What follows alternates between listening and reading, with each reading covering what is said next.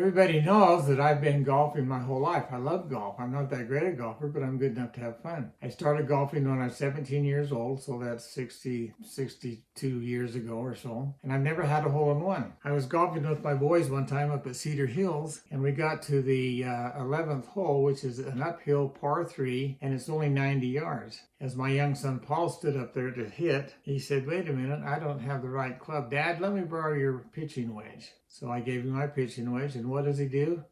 He hits a perfect shot, hole-in-one. I thought, gee, I'm ripped off. That should have been my shot. That's my pitching wedge. So the point is, I've never had a hole-in-one.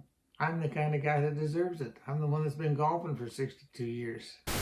In 1960, I got out of high school, and my friend Bill Call and I had Uncle Sam breathing down our necks, so we decided to join the National Guard. When school was out, high school was out, we went to Fort Ord, California, and we were there from August the 7th to February the 6th. When I get in the Army, somebody said, if they want volunteers for a Jeep driver, make sure you volunteer. And that way you get to drive every place you go rather than having to walk. So when we were down there, they, among other things, they said, we need a Jeep driver. Is there anyone here that knows how to drive a Jeep? And I raised my hand. So I went and met with this African-American older gentleman, really a nice guy, and he put me in this little Jeep, and we took off driving around. And I was doing great until we came to a hill that had to be that steep. And it was so dusty, there must have been a foot of dust. It wasn't real dirty, it was just dust. So we're making it down the hill, and he said, stop. I stopped. He said, back up. Well, I said, okay. So I put it in reverse, revved the engine, popped the clutch, and burned back up the hill, and dust was going every place. He was coughing, and I was coughing. He said, stop, stop, stop. And when the dust settled, he said, I thought you said you knew how to drive a Jeep. I said, I do know how to drive a Jeep. He says, well, why did you do that? I said, you told me to back up, so I backed up. He said, have you ever heard of four-wheel drive? I said, oh, yeah, I don't know. And he said, here, this is how you do four-wheel drive. So four-wheel drive, we could back up without the tires all spinning and creating dust. That was my experience, my first experience of volunteering for a job.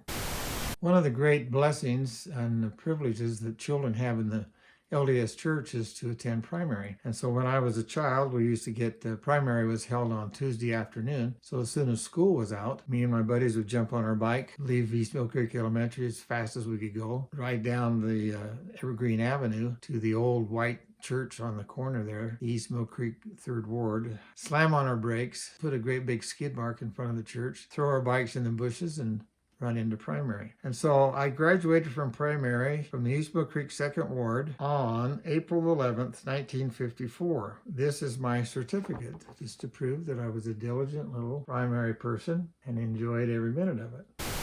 I believe it was 1988. Kyle was a senior in high school. He was trying out for the basketball team in the high school, and I think would have made it. He said, I'll see you guys later, and took off to basketball practice. I was with Nathan, and about 10 or 15 minutes later, he and I took off to go to wrestling. As we got about 4 miles from our home and got down just past the church, I could see a policeman down there in a car wreck.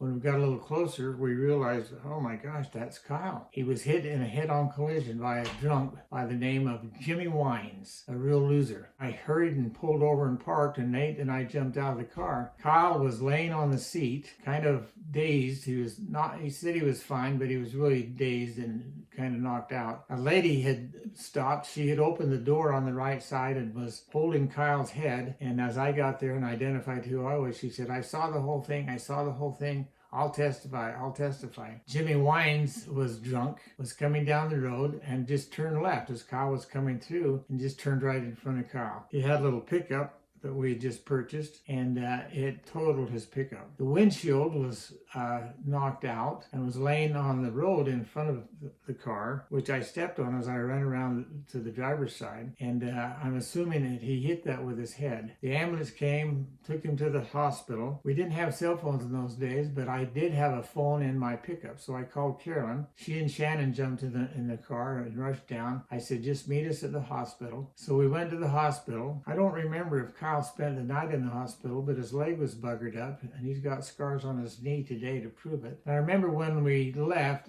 Jimmy Wines, they had him on a gurney, or a bed, I guess, in the hall. And on the wall there was a board with tacks that you could, tack up a piece of paper or sign. And I can't tell you how tempted I was to take one of those tacks and stuff that in his chest. I wish I had done it, and I came awfully close to doing it. It was like another week or maybe 2 weeks down the road, Kyle was on crutches, and state conference came along, and the general authority we had got acquainted with Kyle. He stayed at our home, and Kyle called Kyle up out of the audience to speak and to bear his testimony. That was a sweet experience, but the car accident itself was a very scary experience.